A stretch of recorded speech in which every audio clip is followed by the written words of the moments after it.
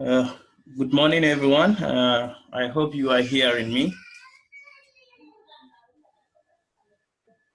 Morning. Yes, please. All right, that's good. We have nine uh, participants, students already online. And please, if you are online, you can write your full name and your student number. The class rep will take the attendance at the chat box. I hope the class rep is in. Yes, she's in. Aji Fatu Chow, I hope you are online. Okay, so let them, you can take the attendance and they can do it,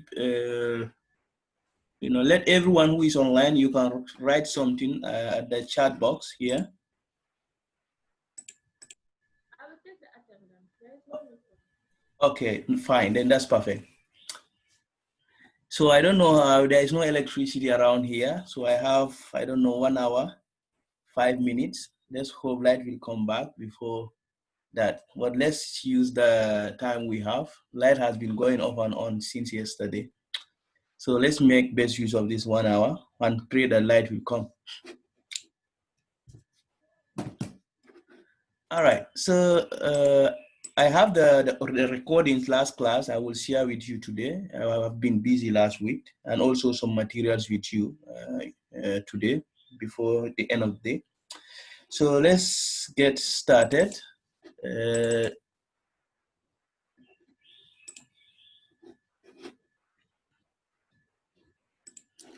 So today we will looking at a simultaneous equation.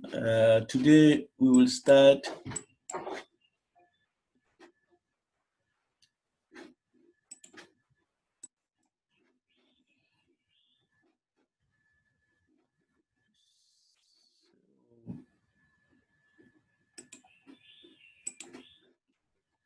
So we will look at the 1.2 section. Still we are with linear equation. So we will look at how do we solve a simultaneous equation or linear system of equation through algebraic or algebra. So this will be our topic today, algebraic solution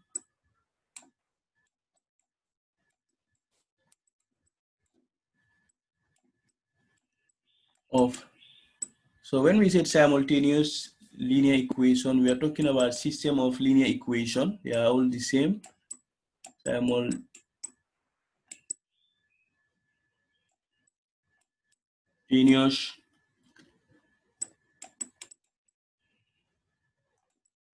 linear equation. So this will be our topic. So when we talk about simultaneous linear equation, we are talking about having two or more linear equation. Last class we looked at linear equation, solution to linear equation, and forms of linear equation. So when we said how do we solve simultaneous equation? When we say simultaneous equation, some people you will see in some books as a system of linear equations.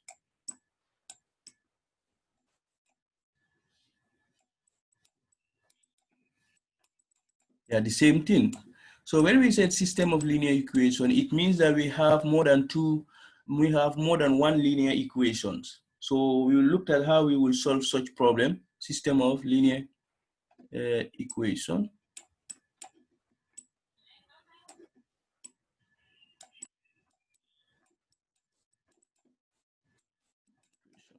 So this is what we will look at. So the A part, let's look at the general form. How does a system of linear equation look like, or simultaneous equation? Normally let's look at the form of it. Or the general, let's even say the general form to be more specific.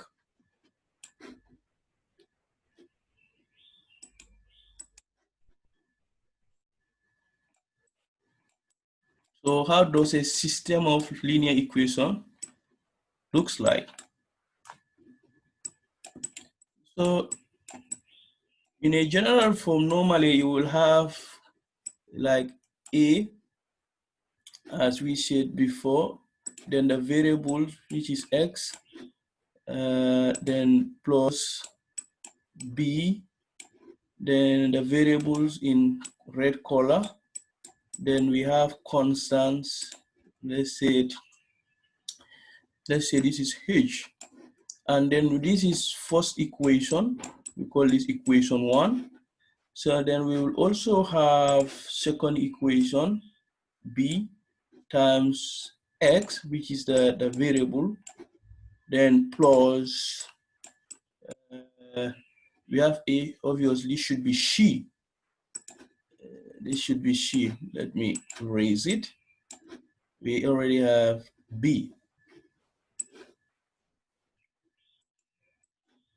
So this should be she, then plus a, b, c, then this should be d.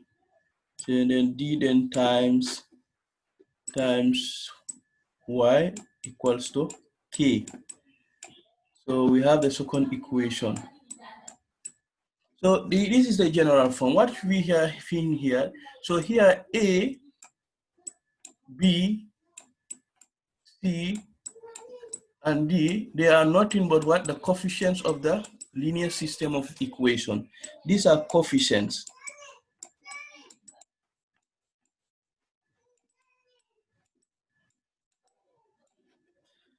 So then we have x and y. So x and y are the variables.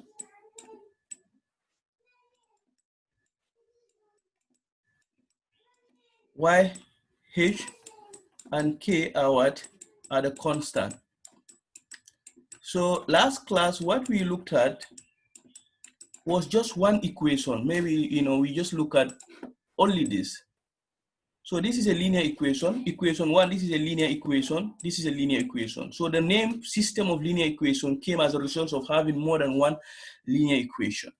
So this is the general form, but we can have a specific form of this. For example, we can take this as this is a general form, that is A. So let's look at B, a specific form of linear system of equation. It could be this, 2x minus y equals to 1. And then this could be our equation 1. Then we also have another one that is 3x plus 2y equals to 12. So this is our equation 2. So if we looked at the first slide, this is a general form. Why do we call it general form? The coefficients and the constant, they don't have any specific numbers. So that's why we call it a general form. They are in variables, you understand? So once we attach numbers to A, B, C, D, and as well as to the coefficient, which are H and K, then we have a specific form of linear system of equation. So this is a specific form because the coefficients and the constants there, they have specific numbers. So when we have this, then the next question is here, it's called linear system of equation because the highest power here is 1. The highest power that the variables are having in both equation 1 and 2 is 1. So that's why we call it linear system of equation. So when we have this, the next thing is how do we solve them? You understand? How do we solve them? So C is how do we solve this? How do we solve them? How do we solve this kind of equation, system of equation? How do we solve the system? That's the next question that we should ask. How do we solve this system? So this is a linear system of equation. How do we solve this system? There are many ways. I think in the last class, we have even talked about it. You understand? We can either use the graphical way. That is, we draw the graph and see where these two equations, because this equation 1 is just a line. Equation 2 is also a line. So we can draw a graph. We can draw them on a graph and see where they intersect. That will be the solution. So you can either use graphical solution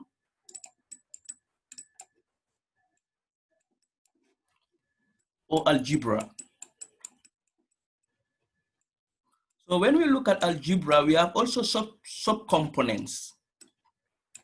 So the subcomponents could be substitution method, which some of you, I'm sure you have seen it, or all of us have seen it in high school. We can use substitution. We can use elimination method.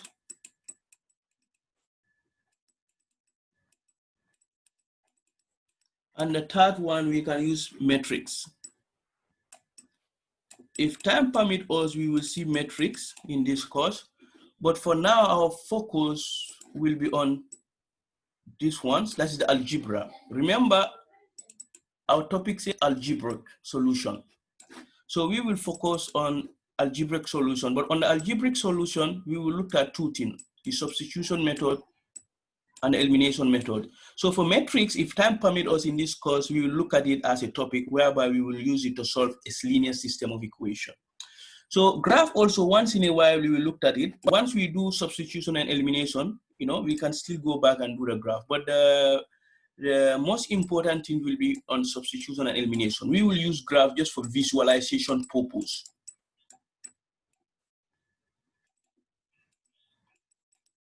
Because solving a linear system of equation using graphs, you know, you need graph books, which we don't have it here. So we will depend more on substitution and elimination.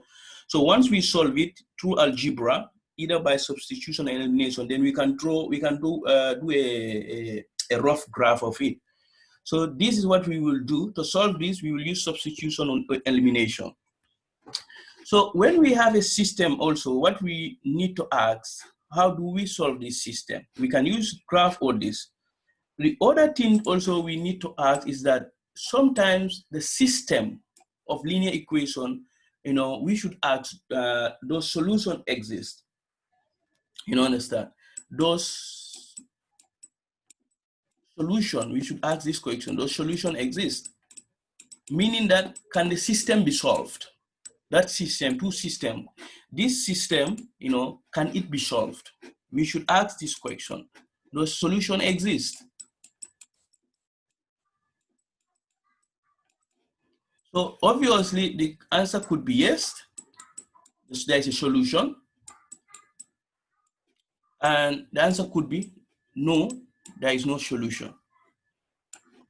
But if there is a solution also, we can further ask ourselves, is the solution, is it a unique solution? That is only one solution.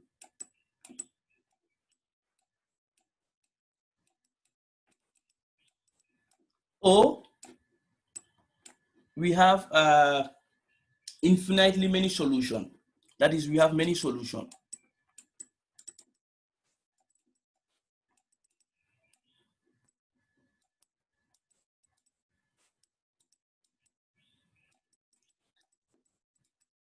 So when you have a system of equation like this,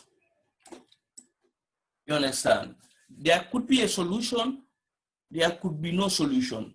But if there is a solution, the solution might be unique, the solution might be many solutions as well. So we will look at this and their graphical representation. So let's look at a case whereby we have a unique solution. How does the graph look like? We'll also look at the graph whereby we have infinitely many solutions. How does the graph look like? And here also, how does the graph look like?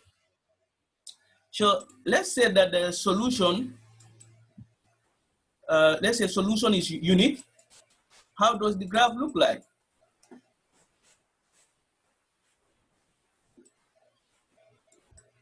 Before we solve this problem, it's important we build our vocabularies about some of the terminologies. So we have to build our terminologies. So if the solution is unique, like for example, if we have a system like this, let's say this is the graph 2x minus y equals to 1. So this is our first equation. Then we have 3x plus 2y equals to 12. So this is the second equation. So we have this as a second equation. So when we look at this graph, obviously the solution first, this solution, when you look at this system, I have solved this already. First, what you need to do, you decide which method do you want to use to solve this? Which method do you want to use to solve this? So there are two methods we can use here. So maybe we can use here the substitution method, simultaneous. Here let's use substitution method here to solve this system.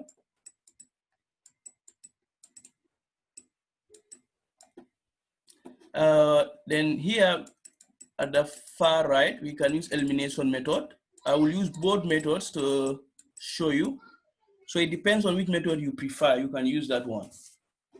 So for the substitution method, what we do, we can take the first equation and make y the subject of the formula. This is 2x minus y equals to 1.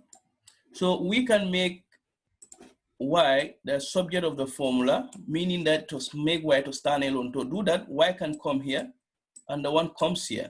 So we'll have something like 2x minus 1 equals to y. Then y will be equals to how much? 2x minus 1. So this will be our third equation. So this third equation, we can use it and substitute it here. So that will be 3x plus 2 times y. So this y is this one. So we substitute this there, the 2x minus 1, 2x minus 1, then equals to how much? 12. So at the end of the day, what we will have when we expand the bracket, it will be 3x plus 4x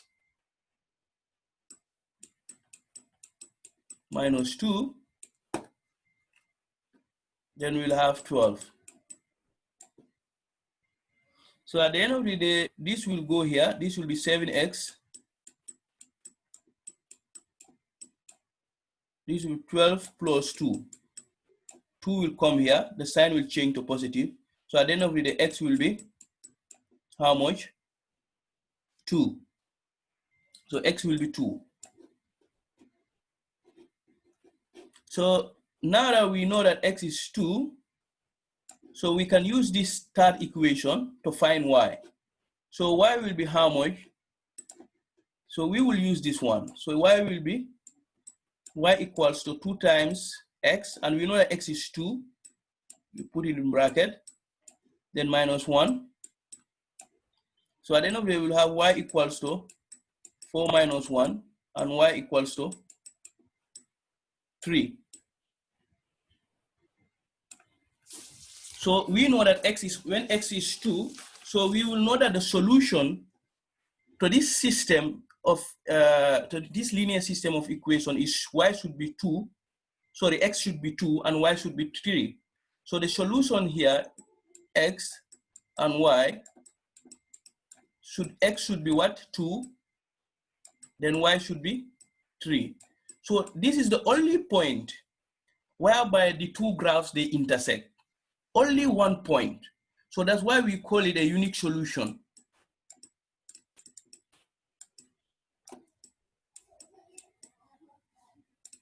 Unique solution. So this is the only point. So, but we can also use elimination to get these points as well. So substitution is one method of solving the linear system of equation, and elimination is another one. So to use the elimination, let's assume that we want to eliminate x. There are many ways you can do this. So all what we will do, we can take the system of equation.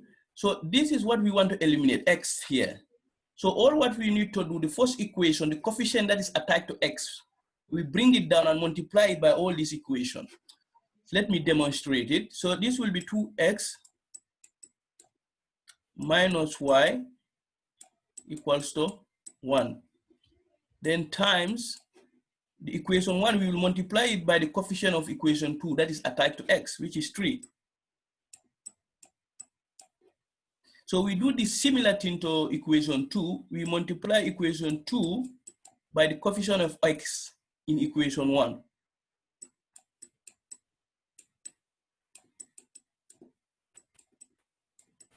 Times 2. So this will give us a new system of equation. So this will be 6x minus 3y equals to 3. So this will give us 6x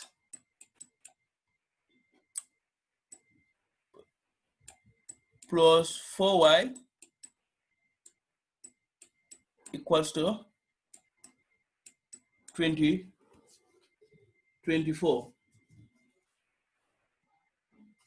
So we will see that. So here, remember, we are trying to eliminate x. So all what we need to do here is to introduce minus. Once we introduce minus, then the x will go because this and this will cancel. So this will give us minus 3 minus plus 4y. That will give us what? Minus 7y, which equals to 3 minus 24. That will give us minus 21. So we want to know y. So we divide both sides by minus 7, which will give us y equals to 3. We got the same answer here. So since we know this one, all we need to do is to substitute this y into one of the equations. So we can take this equation, this one, the original one. So we can take this 2x, we substitute y into it.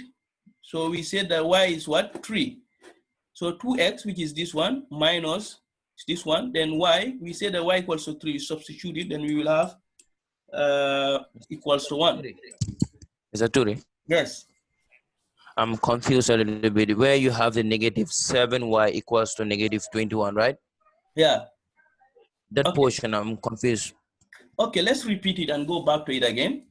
So you see, this is minus 3, minus plus 4y. So look at there, these are the terms we are subtracting. So it's like minus 3y, we have this minus, remember, minus plus 4y. So minus and plus, that will change into minus. It will be 3y minus 4y. Obviously, minus 3y minus 4y, that will give you minus 7. 7, yeah. Yeah, it's just like minus 3 minus 4. If you take a calculator, it will give you minus 7. Then you bring your variable. That's how we got the minus 7y. Is that clear? Yeah, it's clear. So it's equals to negative 21. Yeah, so 3, remember 3 minus 24 is minus 21. So there's a difference between also 24 minus 3, which is just positive 21. So take note of this. These are algebraic signs, which. Okay. So this is the case we are dealing with. So now we know how we got minus 7, and then y equals to 3. We can look for x. So to look for x, we can take equation 1, which is 2x minus y equals to 1. So here we substitute 3 for y. So at the end of the day, this will be 2x equals to 1 plus 3. Then we have 2x equals to 4. So we divide both sides by 2, then you'll have x equals to 2. Yes? I'm not here. Okay, where do you have the minus 21? Because both numbers are positive. Sorry? I said because my equals to 3 and equals to 24. Both numbers are positive. No, this number here is minus 21. 3 minus 24 is minus 21. But 24 minus 3 is positive 21. This is positive. I understand. I said because both numbers, there was no sign that they are negative sign. Your speech is breaking. I'm not getting you very well. I said. Yes.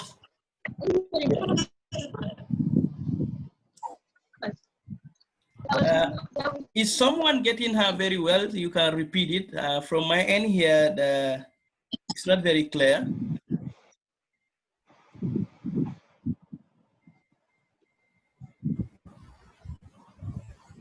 She's asking why 3 minus 24 is minus 21. Oh, okay. That is basic algebra, right? Like when you have two numbers, when two numbers have been subtracted, you understand. Here, 3 here, the sign is positive. We all know that if you see a number, there is no sign, there is positive. So when two numbers are being subtracted, when you have two numbers, one sign is positive, another sign is negative, you subtract them and take the sign of the bigger number. Laws of algebra, I think we can all remember this.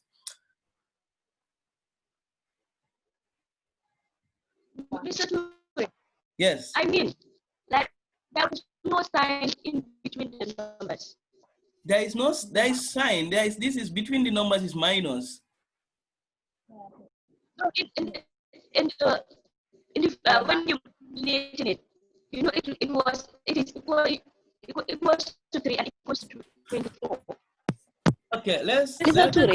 Yes. Hello, Mr. Maybe, you know, it's the minus sign here that we introduced. That is between 3 and 24. I guess that's right. This one? And he's asking, how did the negative sign come between 3 and 24? Is the negative introduced?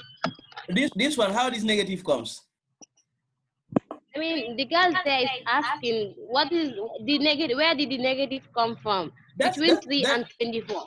That's the maths. Let's look at this. Okay, let's take even look at this again because two people asked this question twice. So we have this. Look at it. This was it's 6x. So we have minus. Yes. I just want to enlighten something. Okay. Yes. This negative sign that they are referring to. Okay. Here in this case, it should be positive, but simply because you don't want to contradict yourself mathematically. That's why you replace it as a negative. No, there is no replace. You know that the rules state. Go on, please. You know, if you have different signs, you should subtract, and if you have the same, if you have the same signs, you should subtract. If you have different signs, you should add, according to the law of simultaneous. Yes. So here in this case, you know, you have different signs, which will be addition. But you cannot put addition because of what? You want to eliminate 6x and 6x. But remember, the goal was even clearly stated that eliminate x. This is the goal. That's why they call it elimination method. So we have this. So how do we eliminate this x here? How do we eliminate it? Should we add, if we add them, this will be 6x plus 6x. That will give us 12. Then x will not go. No. So the only way we can eliminate x is to introduce a minus sign, which is the laws of simultaneous, as the last speaker said. Remember, first, the name itself is elimination method. And we said that our goal is to eliminate x. And now that we know to eliminate x, what we need to do, we have to multiply equation 1 by the coefficient of the x in equation 2. And vice versa. So after doing that, then we have this new system. So how do you eliminate x here? This is another equation. We can call this equation 3, and we call this equation 4. Now the goal is to eliminate x. We want to get rid of x. How can we get rid of x? It's either to introduce, we must do one thing, either plus or minus. And if we introduce plus here, we will know that we will have 12x. We won't be eliminating it. So hence, we need to introduce negative sign here. meaning that we are subtracting equation 4 from equation 3. So we said 6x minus 6x, that will give us 0. So here we bring confusion that says minus 3y minus plus 4y.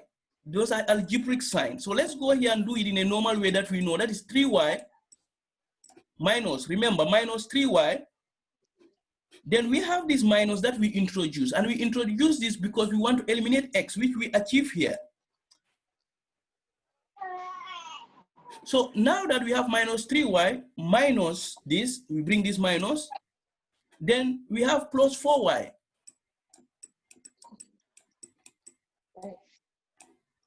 So obviously we have this, both mass. Let's deal with this. We have minus and plus, obviously it will change into minus. So we have minus 3y.